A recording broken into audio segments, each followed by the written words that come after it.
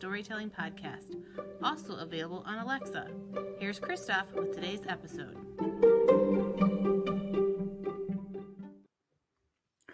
Hey, business storytellers, how's everyone doing? Thanks for joining us. Another live stream, Amazon Live, LinkedIn, YouTube, Twitter. I don't know what's going on with Twitter.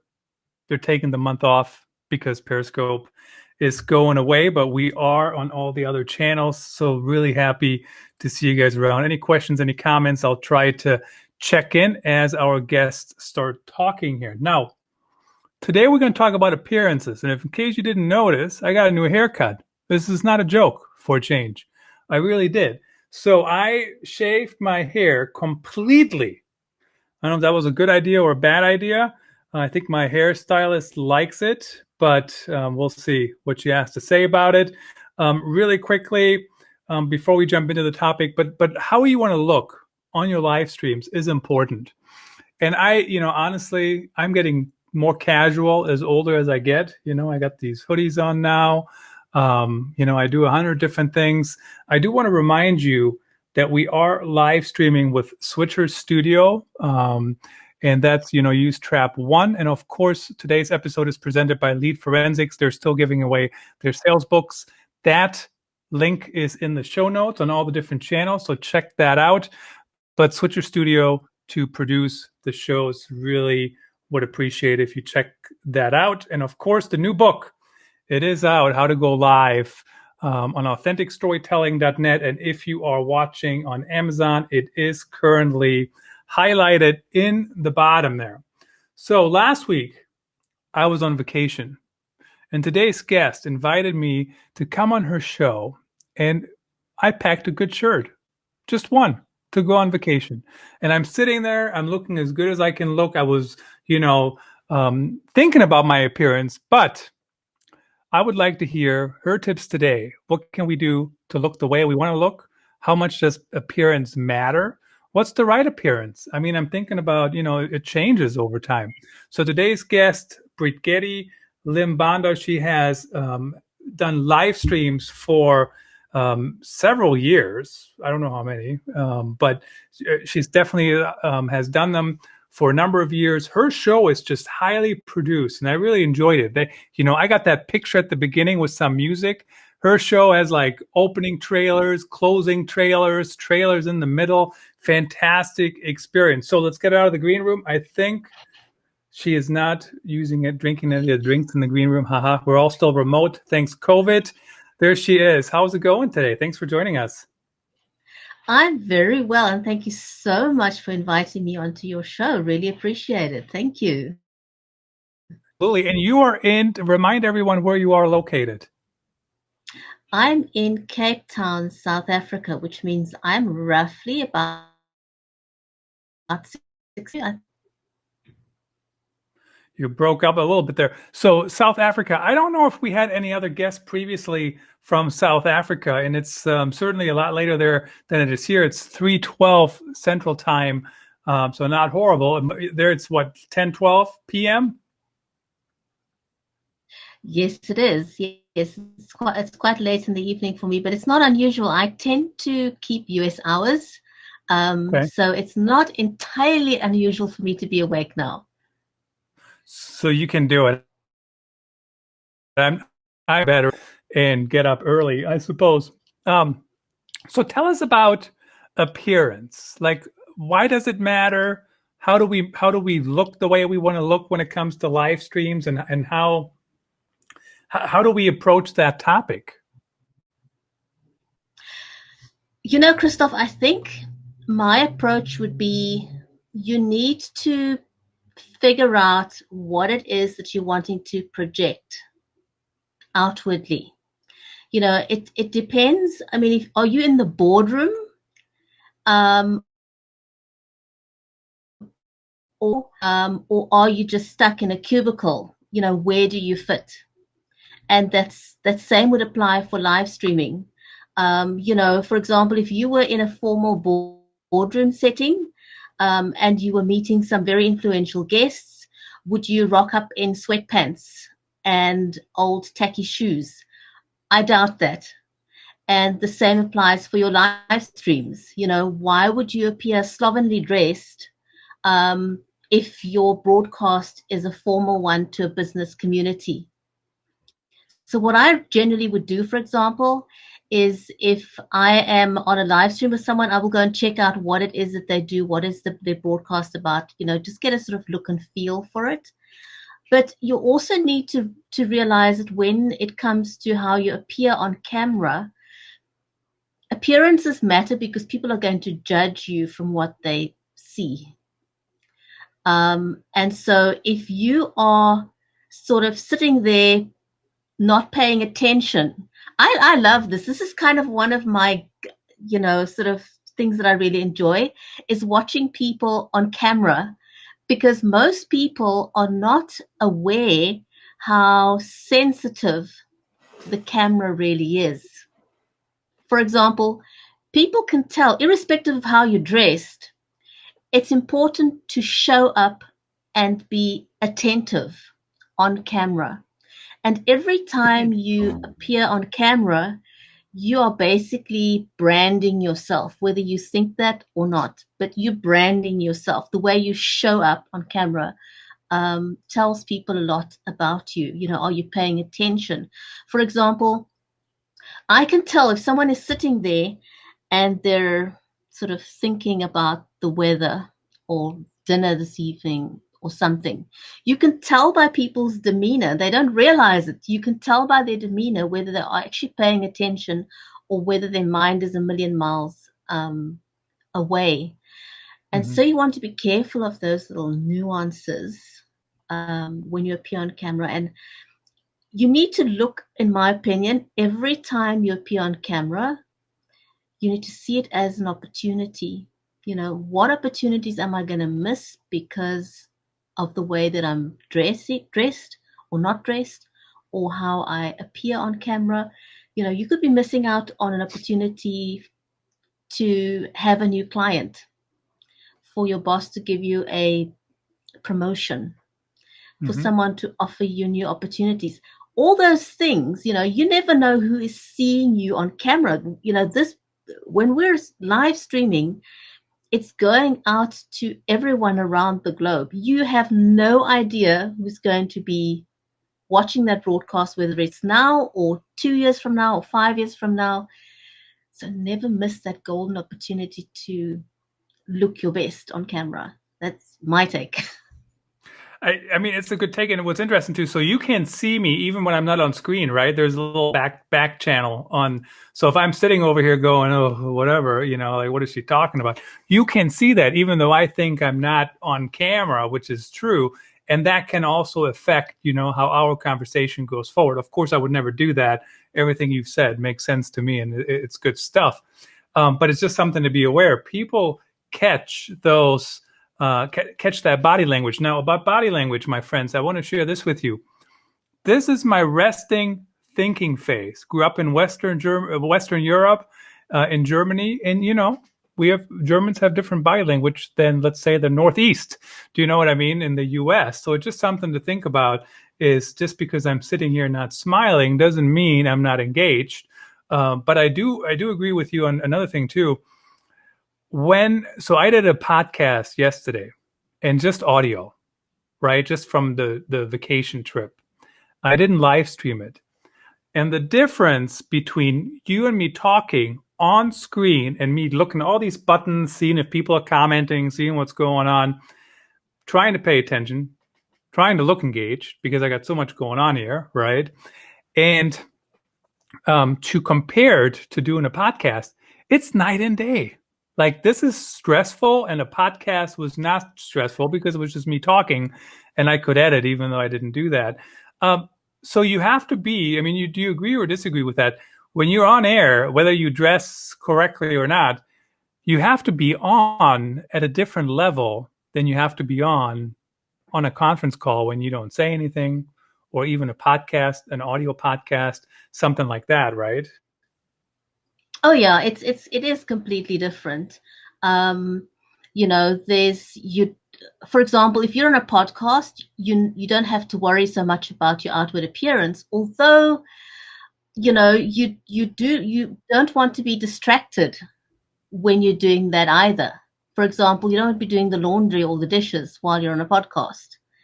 Or busy with any other activity where it distracts your mind and you're not fully engaged. It's the same as with a live stream. You want to have your mind in the game, as they say, and so that you're completely focused on the conversation, because it's very easy to miss something that someone says if you're not paying close attention. And so that to me is a very important thing, to not have your mind somewhere else. Get everything done that you need to do before your live stream.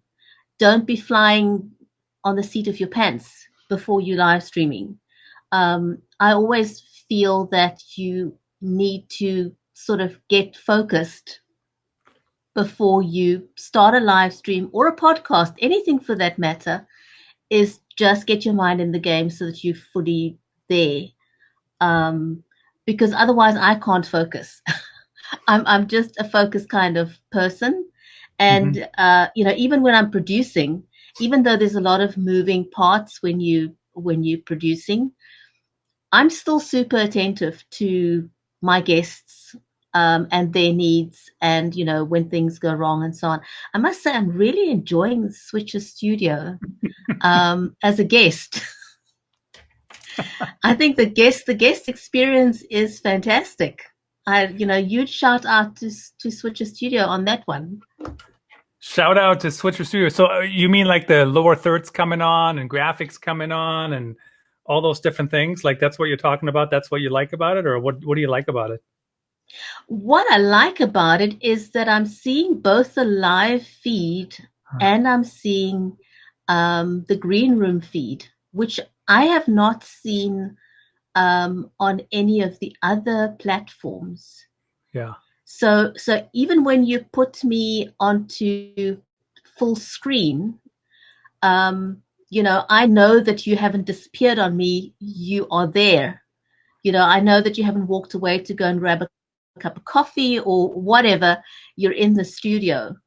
And so from a guest perspective, that is great. And I can see the output to the main screen. I really like that.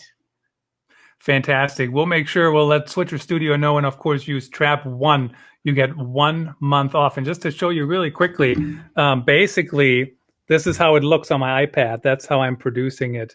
So it's I don't know, it's just kind of cool. I'm glad I ran across them over a year ago. So when you say seat of your pants, so what does that mean? So some people would argue that I do stuff on the seat of my pants, but I mean, we talked about, here's what we want to talk about. Here's the rough, very rough outline agenda. But we didn't have questions. We didn't have plans, which is a good idea. But here's my opinion. If you have your own live stream, or you have your own podcast, or you are on shows all the time, I don't know why I need to have a pre-call with anybody. Do you know what I'm saying? Like, you do this all the time. Like, not just you, but really any expert out there that, like Mark Schaefer is coming on the show about his latest book. He doesn't need to talk to me about what we're going to talk about. We're going to talk about his book. Like, do you know what I mean? Like, he's ready. So where's that fine line between having an organic talk about and preparing, especially with guests? I mean, not everybody is an expert like you who does these things all the time. Where do you find that line? I know it is a fine line. I must say, generally speaking, most of my guests are not live streaming experts. And so they don't know anything about live streaming. And so I do that pre-interview, but not really to go over their the content of soap. And I really just want to get a feel for the kind of person they are and whether they're the kind of person I want to have on my show. But also to get the tech side of things right, because most people don't know how that works. And so, I want my guests to look their best on camera, because I want a great output for myself and for them. I want to be able to sort of say to them, you know, here's my video and I'd like you to put it onto your website, and I want them to feel proud of what that output is like. So for that to happen, I need to have a session with them to make sure they know how to frame themselves on camera. They know how the lighting, you know, best lighting works. You know, all that stuff. I don't have, you know, we don't have to go over that with each other. But for, you know, other guests, I had a conversation with people that are in mainstream media, for example, who are now stuck. I mean, we've got a huge advantage over them because we've been using the live streaming technology for so long. They're not used to this sort of setup, and so they don't appear very well on camera because they don't have their, you know, usual TV crew with them. Yeah. But we've got that advantage because we already know what to do. We've been doing it for so long. So yeah, but when I talk about prepared, you know, getting back to that, it never has to be, you know, I have a script for my shows to some extent, but it's not something that I would stick to verbatim. It's really just having ideas and a framework, really. That to me is being prepared. It's having a framework for your show and not to have it fully scripted, because, you know, fully scripted shows, people can tell that you reading a script and it doesn't seem natural and it doesn't seem authentic. And I think people will disengage if they sense that you're not being natural or normal or whatever. So, you know, I don't want to go there. That's not the kind of thing that I want to put out. I want to have real conversations that people can relate to and engage with. That's kind of where I'm at in terms of being prepared. And, you know, sometimes you do fly by the seat of your pants. It does happen. I've often, you know, and I often say to people, if you want to get into live streaming, go follow people who have been doing it for a long time. Listen to their shows. And if you ever get the opportunity to get onto someone's show, grab that opportunity with both hands. Literally, yes, you are then flying by the seat of your pants, technically speaking, because there was no preparation. I did that so many times in the beginning. You know, when I was watching someone's show and they said, hey, we'd like to try someone. If you're a guest, would you like to jump on? I used to raise my hand every single time. And that's how I gained on camera confidence. But it also helped with my branding because now I was being introduced to that person's audience. I've met so many people on live streams. It's unbelievable. In fact, right now, because of all this COVID craziness, you know, I mean, this is like the only way we socialize anymore. You know, thanks for joining me for afternoon water. I mean, but it is, right, to an extent. So what's interesting to me, though, is when you do, so when I did podcasts only, sometimes I had guests on, especially when they pitched to me, and I think I had 3 episodes where people we didn't publish the episode because it was just horrible. Like they were all over the place. They didn't, like one person coughed every sentence. I'm like, I'm not spending my next week editing out every sentence. You know what I'm saying? Like it was not good. But on the live streams, I don't think I've had a really bad live stream yet. The conversation always was interesting for some reason. Like we talked about something interesting. So I don't know. Do you think that's because people understand it's live? And sometimes when you're not live, they think, oh, we can just edit that. And by we, they mean I can. Whether that's, you know, whether I'm going to do it or not is a different question. But is that helping us create better content, or is that just kind of, am I imagining that? I think, you know, I mean, COVID's done us a huge big favor to some extent, in that people are more attuned to appearing live on camera and they know that it's in real time. Because prior to that, people were a lot more hesitant to jump onto camera than they are now, I find, anyway. So COVID's done us a favor in that respect. But I am finding that I've had over the years probably 2 bad guests only, which isn't a bad ratio considering I've done about over 1,000 live streams. So to have had sort of 2 bad guests isn't too bad at all. And that was simply sort of people who don't answer the question and go off on a different tangent. It's like you almost want to say, did you even hear me ask the question? And just sort of take it on in a different direction than what you had intended it. And that to me is just rude, actually. So what's interesting though about that comment, I mean, of course, we don't want you to name who they are. So when I think of that comment is, so I've had some bad guests, and usually actually the way I kind of, I'm okay if they go off on a tangent as long as it's relevant to the audience and the topic, because I don't know, maybe, where they're going, maybe it's interesting. Who knows?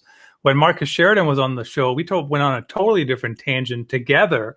And, people, nobody said, oh my goodness, what are you guys doing? But I think some of the bad guests, not horrible, but a little bit rougher to work with, are the people that don't make it a conversation. And what they do is like they interrupt you, they jump in because they think it's their show, but it's not their show, right? It's my show. So if you're not going to be very happy if we were on the air here for 30 minutes and I'm talking myself for 25 and you got 5 minutes or 3 minutes because there's a 2-minute intro. But at the end of the day, right, we're both here sharing our knowledge, sharing our experiences and trying to have a conversation. So I think sometimes those are probably the hardest ones when I'm still sharing a story and they just go, and then they tell their story and I didn't even finish my story. So, but I don't know if the audience even notices. I notice, but I don't know if the audience, do you think the audience would notice? I think they do. I think that audiences are incredibly intuitive and they do pay attention to nuances like that. I certainly do. I'm always stressing that in order to be a good interviewer, you need to learn to listen very, very well. Listen more than you talk. You want to ask questions so that you can get your guest to talk, not so that you can overrun the conversation. And it is a conversation, after all, it's a two-way street. So you want to make sure that you do give your guest a chance to speak and that you listen. I'm definitely wouldn't like to be in a situation where I am talking for 25 minutes and my guest who has taken the time and effort to be in the show with is sitting there listening to me waffle, because after all, I invited the guest there for that purpose. Yeah. I think it's pretty rude if you do that. There's different types, right? So my show is pretty standard. And if you watch any of my shows, they pretty much follow the same format. But I was on Karen Quick's show on Amazon. And so here's what she does. And so your show is a little bit different too, because you have different things flying in. And I don't know if you call them segments internally, but it kind of feels like segments a little bit. And but Karen's show is like this. She has 4 segments. She talks to me or the author, whoever. And then she talks about a product, and then she talks about the person, talks about the person again. So if you don't know that when you go on, it's kind of weird, right? So you have to be aware, what's the setup, what's the flow? Because I mean, she was talking about interesting stuff, but had I not known that, it would have been like, why are we talking about sunglasses or a ring light or whatever, right? That's not part of, but so you got to kind of know. So I agree with you. You have to figure out what's the style, what's the format, how do they, are they fun, for lack of a better term, or, those kind of things. Shows. Does it get any easier after 500? I think, in the beginning, it was really difficult. It took a lot more. It still requires energy when you're broadcasting, because you have to although you're speaking naturally, you're kind of speaking just a little bit above your normal natural tempo. So it does take a little bit more energy. So after an hour's live stream, you will feel a little tired. That's normal. Um, but yes, it definitely gets, you feel more comfortable. You know, in the beginning, you feel really stupid talking to a camera and you don't know where to look. And it feels uncomfortable and you hate the sound of your voice. We all start there. Um, but it kind of grows on you eventually. It becomes second nature to the point where you don't even give it a second thought. So if somebody said to me, hey, I've got a show, you know, and my guest hasn't pitched, do you mind jumping on camera with me? I wouldn't hesitate. I wouldn't even give it a second thought. Yeah. Whereas in the beginning, you'd kind of like, no, I can't do that. I ain't ready. You know, I need some time to prepare for this. So yes, it definitely does get easier. You know, your camera confidence, I think, builds. I always liken it to driving a car, Christoph. You know, when you learn to drive a car in the big, well, for me anyway, you know, when you first get into the car, it feels overwhelming. It feels like the car is going to control you. But the more experienced the driver you become, you learn that even though this is a powerful machine, you can actually control it. And to me, live streaming is pretty much the same thing. You know, it's a beast that you can control and you can get really comfortable with it. Much as, you know, I mean, we drive stick gears here. I don't know what you drive. Automatic. But autopilot. So, you know, you eventually, you know, if you're driving a car with a stick gear, you don't even give it a thought. You do it intuitively, naturally. And so live streaming becomes like that. You don't even give it a second thought eventually. It does take a little bit of time. And, you know, the other thing I want to mention to people, so there's always technology issues that can happen. But the key to keep in mind is the simpler you can make it. So I'll give you an example. So I didn't show up on time. I was a minute late or two, maybe even. And so, you know, so I saw your message saying you're ready, et cetera, et cetera. And I was upstairs. I just went downstairs, sat down, click, click, on the air. We're done, right? That's it. But it didn't always used to be that way, right? The mic is right here. The light is right there. I got my app right here for Amazon. I monitor LinkedIn over here. So figure out the technology of what works for you. And even last week when I was on your show, I had a tripod with me.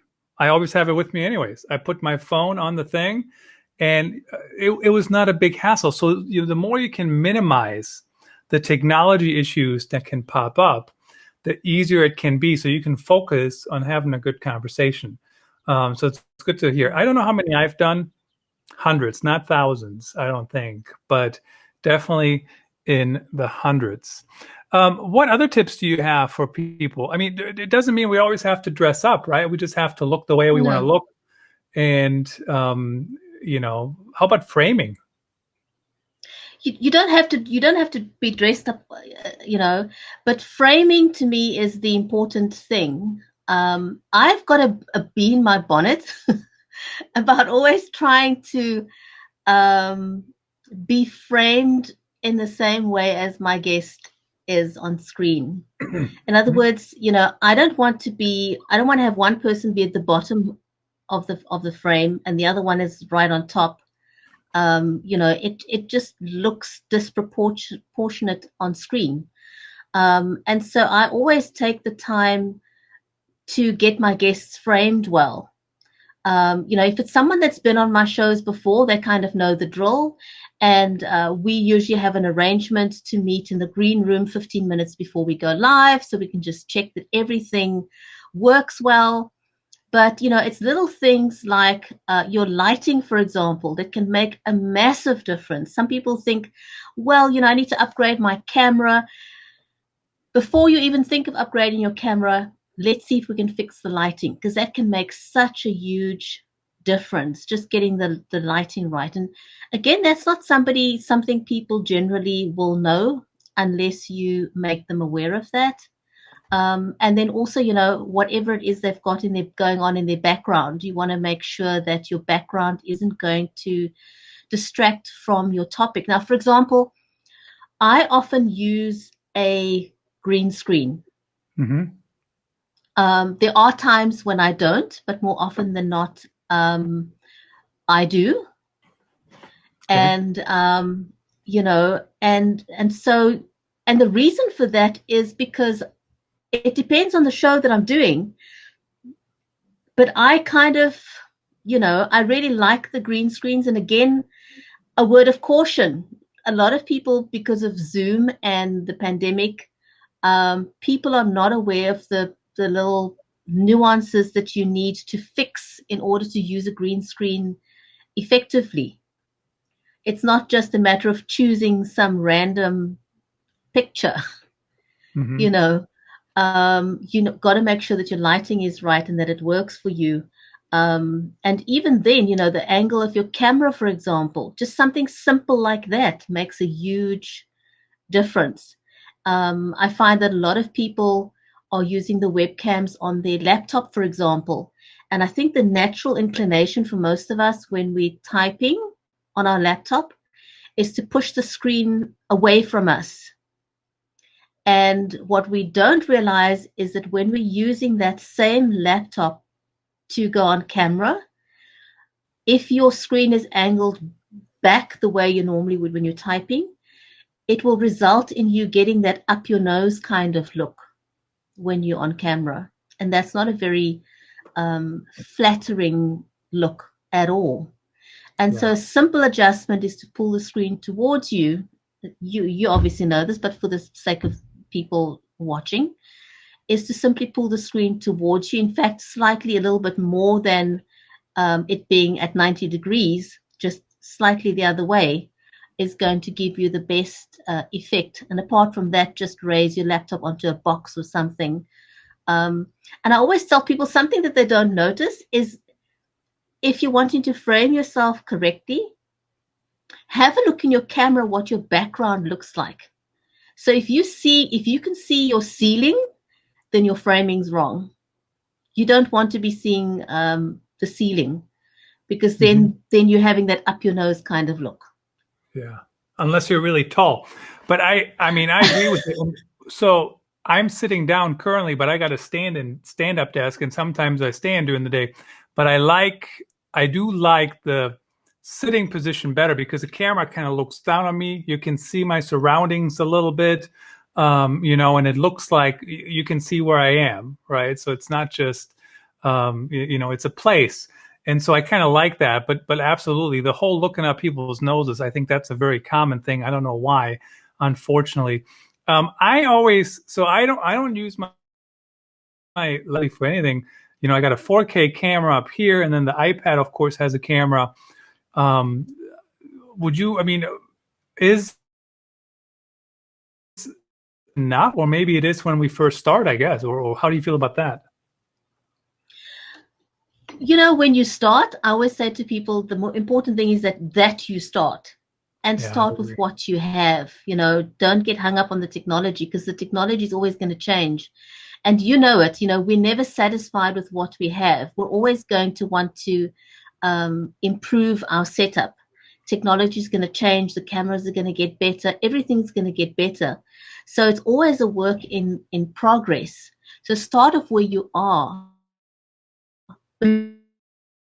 And brand yourself, you would want to invest into at least a good webcam. Because the cameras, the built-in cameras on the laptops are generally not good enough for live streaming purposes. It's okay for doing, Zoom meetings, Teams or Google Meets or whatever. It's great for that. But if you're wanting to produce a live streamed